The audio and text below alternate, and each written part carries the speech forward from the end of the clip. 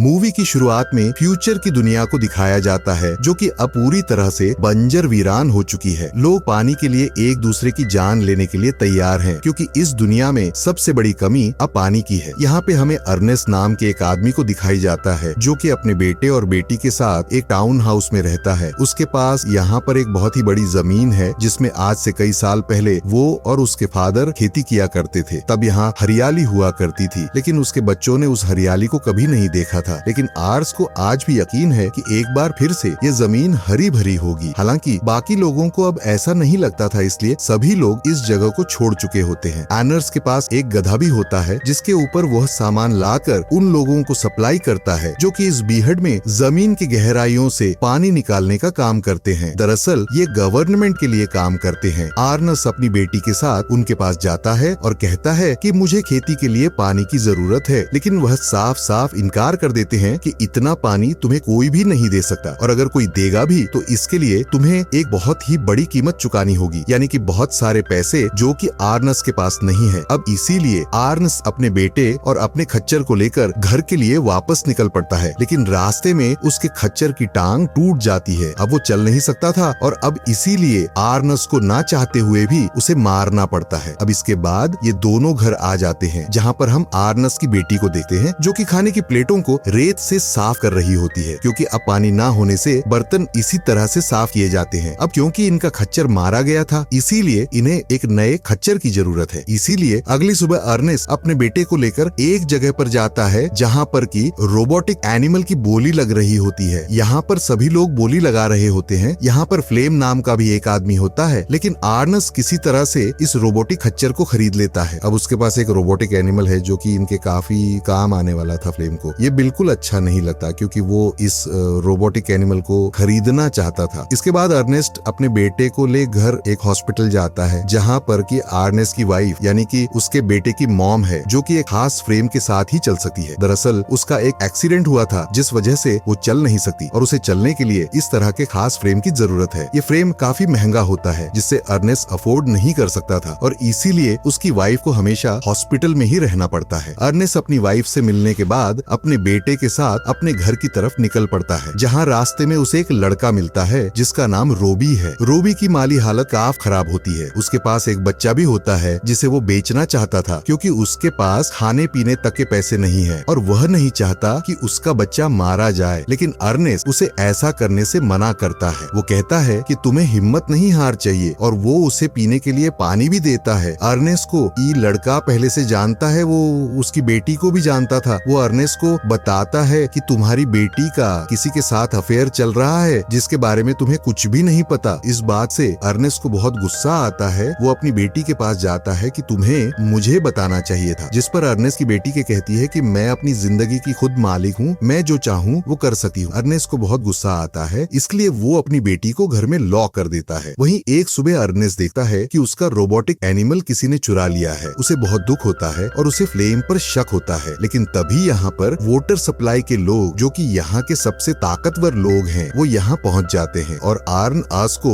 एक पंच मारते हैं। वो बेहोश हो जाता है और जब उसे होश आता है तो वो उन्हीं लोगों के पास होता है जो वाटर सप्लाई करते थे। वो उस पर इल्जाम लगाते हैं कि हमने तुम्हें तुम्हारे रोबोटिक एनिमल के साथ यहाँ से पानी चुराते हुए देखा है। तुम अपने एनिमल के साथ यहाँ से पानी लेकर जा रहे थे और अब इसीलिए वो अर्नेस्ट को मारना चाहते, लेकिन किसी तरह से अनस अपनी गन को पकड़ लेता है और इन पर तान देता है जिससे उसे इस जगह से निकलकर भागने का मौका मिल जाता है। अब वो फ्लेम को ढूंढने लगता है क्योंकि उसे उस पर शक है, क्योंकि वो भी उस एनिमल को खरीदना चाहता था और वो एक जगह उसे मिल भी जाता है। उसी ने उसका रोबोटिक एनिमल चुराया था और फ्लेम ही वो आदमी था जिसने उसके रोबोटिक एनिमल से वाटर सप्लाई वाले लोगों का बहुत सारा पानी चुरा लिया। दरअसल वो इस पानी को बॉर्डर के दूसरी तरफ जाकर बेचना चाहता है ताकि वह बहुत सारे पैसे कमा सके, लेकिन अब अर्नेस्ट उसे अपनी गन पॉइंट पर ले लेता है। कहता है कि तुम्हें वाटर सप्लाई वालों के पास वापस जाना होगा ताकि मैं अपनी बेगुनाही साबित कर सकूं। वो उसे उन लोगों के पास ले जाने लगता है, लेकिन धीरे धीरे उसकी बॉडी बहुत ज्यादा डिहाइड्रेट हो जाती है। फ्लेम आर्न से कहता है कि हमारे पास बहुत सारा पानी है, तुम पानी पी सकते हो और बाकी पानी को हम बेच देंगे जिससे हमें बहुत सारे पैसे मिलेंगे और फिर हम उन पैसों को आपस में बांट लेंगे। अब अर्नेस्ट अपनी बॉडी को डिहाइड्रेट होने से बचाने के लिए कुछ पानी पी लेता है, लेकिन वो पानी बेचना नहीं चाहता था, बल्कि वो फ्लेम को उन वाटर सप्लायर के पास ले जाना चाहता था। पानी पीने के बाद भी उसके कदम लड़खड़ा रहे होते हैं। दरअसल वो काफी ज्यादा थक चुका होता है। उसके कदम लड़खड़ा रहे थे। फ्लेम इस चीज को समझ जाता है। वो दूर से अर्नेस्ट को पत्थर मारता है, जिससे उसकी जान चली जाती है और वो उसकी मौत को इस तरह से दिखाता है कि सबको ऐसा लगे कि रोबोटिक एनिमल ने उसे मारा है। इसके बाद वो रोबोटिक एनिमल और अर्नेस्ट की बॉडी को छोड़कर सीधा उसके घर जाता है और उसकी बेटी से मिलता है। दरअसल फ्लेम ही वो लड़का होता है जिससे उसकी बेटी प्यार करती है। आर्न उसकी बेटी उसके साथ चली जाती है। वहीं दूसरी तरफ हमें आर्न के बेटे को दिखाई जाता है। जब वो देखता है उसके पिता पूरे दिन घर नहीं आते तो वो अपने फादर को ढूंढने के लिए जाता है, जहाँ पर सबसे पहले उसे रोबोटिक एनिमल मिलता है, साथ ही कुछ वाटर बोतल भी जो कि वाटर सप्लायर्स की थी। और अब उसे पता लगता है कि उसके फादर की जान चली गई है। वो उन बटल्स को लेकर वाटर सप्लायर के पास जाता है। वाटर सप्लायर समझ जाते हैं कि आर्न ने उनके पानी को नहीं चुराया था, क्योंकि अगर वो ऐसा करता तो बाकी का पानी भी वहीं पर होना चाहिए था, जो कि वहां पर नहीं था। और साथ ही इस पूरे सीन को फिल्म ने इस तरह से दिखाया था कि देखने पर लगे कि अर्नेस्ट को उसके रोबोटिक एनिमल ने मारा है। इसलिए घर लाने के बाद उसका बेटा उस रोबोटिक एनिमल के टुकड़े करना चाहता है, लेकिन तभी यहाँ पर फ्लेम आ जाता है। वो उसे कहता है कि तुम्हें खुद को संभालना होगा। दरअसल वो उसे सिंपैथी दिखाता है। अब फ्लेम इनकी फैमिली का एक हिस्सा बन चुका है। वो आर्न के बेटे से कहता है कि मैं तुम्हारी बहन से शादी करना चाहता हूँ। वो इस बारे में कुछ नहीं कहता, क्योंकि अब कहीं ना कहीं वो भी उसे एक्सेप्ट कर चुका है। इसके बाद फ्लेम तय करता है कि यहाँ पर जो इनकी बहुत बड़ी जमीन है वो यहाँ पर खेती करेगा। जिसके बाद वो वाटर सप्लायर के पास जाता है और बताता है कि मुझे खेतों की सिंचाई के लिए पानी की जरूरत है, तो तुम गवर्नमेंट को बताए बिना मुझे पानी दे दो, और जब मेरी फसल उग जाएगी तो मैं तुम्हें बहुत सारे पैसे दूंगा। वो उसकी बात मान जाते हैं और फ्लेम को खेतों के लिए पानी मिल जाता है। वो खेतों पर बहुत मेहनत करता है और जल्दी यहाँ फसल उगना शुरू हो जाती है, जिससे आर्न उसका बेटा और फ्लेम दोनों बहुत खुश होते हैं। अब आर्न का बेटा भी फिल्म से काफी इम्प्रेस हो चुका होता है, इसलिए वो उसकी बहन से शादी कर लेता है। फिल्म की जिंदगी में सब कुछ सही चल रहा होता है और एक दिन जब वो खेतों में होता है तो बैंक से कुछ लोग आते हैं जो कि फिल्म को बताते हैं कि आर्न ने इन खेतों के बदले बहुत सारा कर्जा लिया था, जिसका पैसा वो कभी नहीं चुका पाया और बहुत ही जल्द बैंक इन खेतों को अपने कब्जे में ले लेगी। फ्लेम को ही जानकर बहुत दुख होता है, क्योंकि उसने इन खेतों के लिए बहुत मेहनत की थी। वह किसी भी कीमत पर वापस खेतों को अपने कब्जे में लेना चाहता है, इसलिए वो उस लड़के के पास जाता है जिसका नाम भी है, जो कि एक बार अर्नेस्ट को अपने बच्चे को बेचना चाहता था। वो जानता था कि वो अपने बच्चे को बेचना चाहता है, इसलिए फ्लेम उसके पास जाता है और उससे उसके बच्चे को बेच देने के लिए कहता है। रोबी अपनी वाइफ को बताए बिना ही कुछ लोगों को अपने बच्चे को बेच देता है, लेकिन यहाँ पर फ्लेम को पैसों की जरूरत है, इसलिए वो रोबी को मार देता है। और जब वो शूट कर रहा होता है तो एक गोली रोबोटिक एनिमल को भी लग जाती है, जिससे उसका एक पैर टूट जाता है। फ्लेम यहाँ से पैसे लेकर भाग जाता है और वहीं रोबोटिक एनिमल को दिखाया जाता है, जो कि लंगड़ा हुए अपने मैन्युफैक्चरर के पास जाने लगता है जिसे कि इसने बनाया था। दरअसल इसके सॉफ्टवेयर में कुछ प्रॉब्लम आ गई थी, इसलिए वो अपने मैन्युफैक्चरर के पास जा रहा होता है। अब अगले दिन फ्लेम को दिखाया जाता है, जो कि अपनी वाइफ के साथ बैठा होता है। वो बहुत खुश होता है क्योंकि उसने बैंक को पैसे चुका दिए हैं। यहाँ पर आर्स के बेटे को ये लगता है कि फ्लेम ने रोबोटिक एनिमल को बेच दिया, जिससे बेचकर उसने ये पैसे चुकाए हैं। वहीं रोबोटिक एनिमल को दिखाया जाता है, जो कि बॉर्डर पार करके अपने उस मैन्युफैक्चरर तक पहुंच जाता है। अब मैन्युफैक्चरर जल्द से जल्द रेडियो पर अनाउंस करता है कि जिसका भी ये रोबोटिक एनिमल है वो इसे यहाँ आकर ले जाए। नस का बेटा ये सुनकर काफी हैरान हो जाता है, क्योंकि उसे अभी तक यही लग रहा था कि फ्लेम ने उसे बेच दिया है और पैसे बैंक को चुका दिए। इसीलिए वो शाम को फ्लेम से पूछता है कि क्या